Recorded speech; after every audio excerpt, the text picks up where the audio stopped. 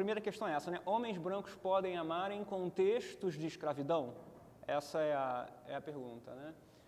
E a pergunta é possível, a pergunta faz sentido na medida em que a escravidão é essa para mim, o que está na base da escravidão, inclusive o que está na base econômica da escravidão, né? O que está na base do modo de vida, do tipo de vida burguês, que quer acumular dinheiro, né? Ele não quer acumular dinheiro por acumular dinheiro. Ele quer acumular dinheiro para garantir alguma relação com a realidade, que é uma relação muito mais confortável para ele, né? Suprimindo isso que eu estou chamando de finitude, ou essa descontinuidade significativa entre realidade e mim, né? Então, o que está na base da escravidão, bem como o que está na base do tipo burguês para mim, né, é essa tentativa de supressão da finitude. O que é mais legal aqui, eu não falei no texto, o que é mais legal não, o que é triste, né, óbvio, mas é que quanto mais você tem alguma mediação entre você e a realidade, mais você vai esquecendo e desaprendendo, o teu corpo vai desaprendendo a se relacionar com a negação, com a Gegenständlichkeit, com a objetividade própria à realidade, né? Então, quanto mais você desaprende, né, mais exposto você fica, né, e menos sabe lidar com ela. E essa objetividade, negatividade não para, ela continua, né? Então, você tem uma espécie de desaprendizado histórico no Brasil, através da escravidão e no pós-abolição, através da proletarização / racismo, né? Você tem uma aprendizagem corporal e intelectual de esquecimento no que diz respeito a uma relação a mais criativa possível com a realidade que nos desafia recorrentemente. Então, você vai desaprendendo, e ao mesmo tempo você tem a própria resistência daqueles que você pensa como mediadores da tua relação com a realidade. Então, você tem uma espécie de super-resistência, né? A resistência própria à realidade e a resistência própria àqueles que você acredita que é capaz de reduzir, né? Os quais você acredita que são capazes de reduzir a tua relação com essa realidade descontínua. Então, eu diria, como dizem no século XIX, autores no século XIX, né, dizem que o homem escravocrata, o homem branco, ele não sabe lidar com o advérbio não. Não existe a possibilidade de você falar para ele não. Ele não sabe o que é não. Como assim não? Eu não entendi. Século XIX, né? XIX, E aí, repercute. O homem branco continua não sabendo. Não, nem só o homem branco, não. Mas assim, eu estou falando que no 19 já reconheceu isso, já tem textos que dizem isso muito claramente, entendeu? Não são textos contemporâneos apenas que dizem, né? Eu posso fazer uma pergunta em cima da pergunta, Pedro? Que não tem como. Eu poderia pensar na tua fala, porque é óbvio que a gente está falando da escravatura, na escravidão, e a gente está vendo isso se perpetua. Sim.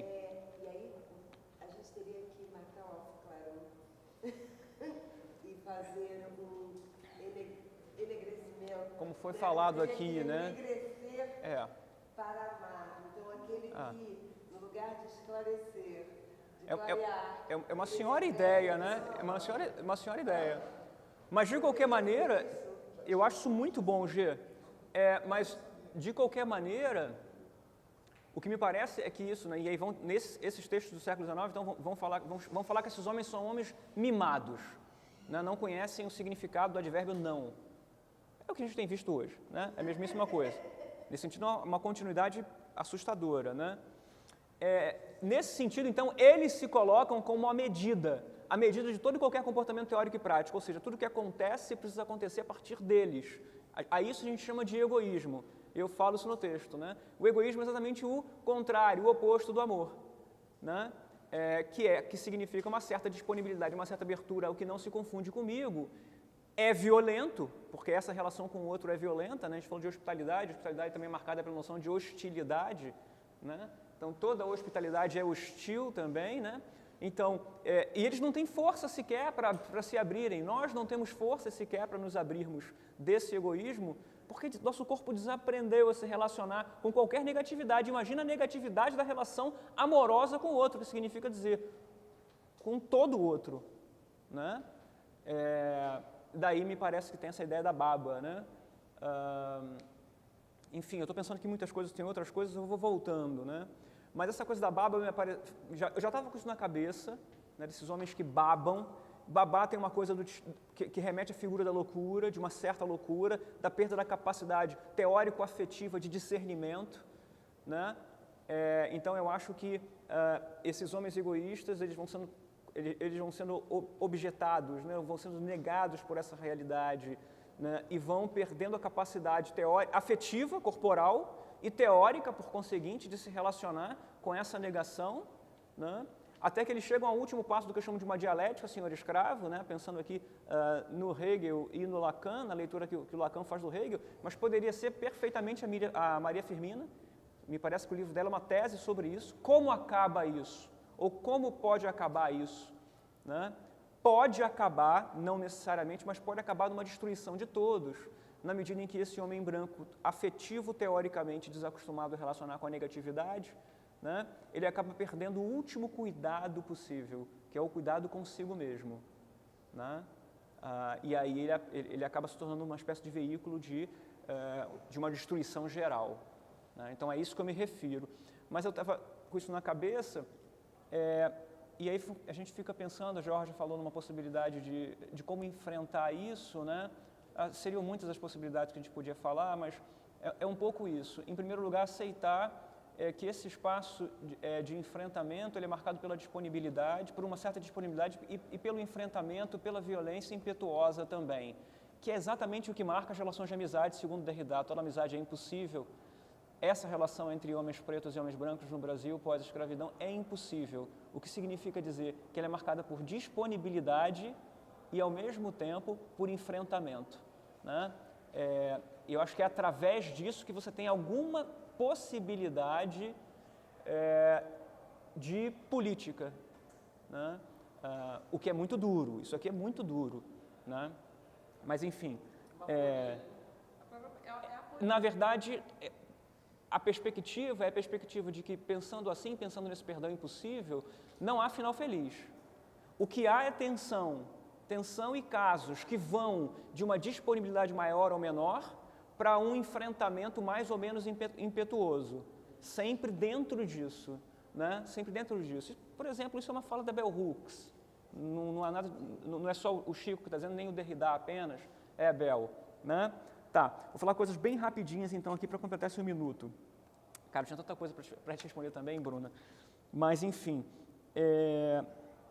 eu queria falar só que isso é muito importante para o Paulo Freire. O colega estava aqui sentado falando do Freire, né? Ele saiu, mas o Freire ele fala também da importância de uma certa economia afetiva no que diz respeito à resistência. Então ele fala de uma raivosidade importante, um inconformismo importante, também do amor. E como é que você tem, entre esses dois afetos, a possibilidade de alguma transformação, né, sem telos. Mas aí ele já foi, depois eu falo. Ele volta, né? Eu estava pensando também, esse mesmo trabalho da violência e do amor, eu faço com a dona Ivone Lara. Né? Eu publiquei um texto no Sambo, né? E depois na Cult, que é um volume agora que foi o Marcelo, o Moraes e o Rafael, a Doc Lobo, que organizaram, sobre uma certa experiência do samba da dona Ivone no Rio de Janeiro, no Carnaval especialmente, mas em qualquer momento, que é uma experiência que reúne pessoas. Algumas músicas da dona Ivone, mas quase que em geral, elas reúnem pessoas que sofrem e que têm ódio. E essas pessoas se olham no olho, compartilhando esse ódio. E é a partir desse olhar no olho, compartilhando o ódio, que é possível ou não um salto para a disponibilidade entre elas e abertura para o amor. Né? Então, o ódio abrindo a possibilidade do amor.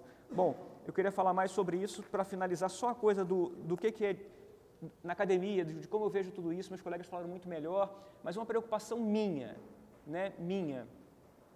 É preocupação, e eu acho que essa preocupação, você falou da pluriversidade, né? Ou seja, outros e outras autoras, brasileiros, afro-brasileiros, africanos, são importantes para mim na medida em que entram aqui por um motivo, por muitos. Só em lê-los já é alguma coisa fundamental, mas para mim o que é mais importante e é mais francamente decolonial ou descolonial, eu gosto de falar anticolonial, né? É mais francamente anticolonial é a possibilidade de, em meio a essa diversidade, né, a gente se constituir como um espaço criativo. O que significa dizer um espaço do qual nasce alguma coisa que diz respeito a mim e ao meu espaço. Né? Eu chamo isso de criatividade. E, ao mesmo tempo, eu escrevi sobre isso também, me parece que é só assim que a gente é capaz de ser feliz, de experimentar um afeto muito raro, que é o afeto de uma certa satisfação no que diz respeito a participar da Constituição na nossa própria casa, que somos nós e o espaço no qual nós estamos, né? Bom, é isso.